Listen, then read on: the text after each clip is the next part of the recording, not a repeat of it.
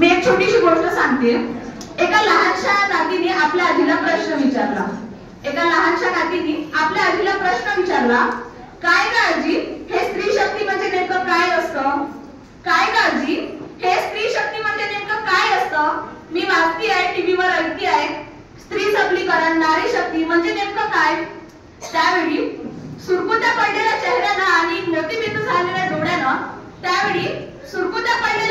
आणि मोतीबिंदू झालेल्या डोळ्यानं त्या आजीनं आपल्या नातीला दिलेलं उत्तर हे अतिशय समर्पक होतं।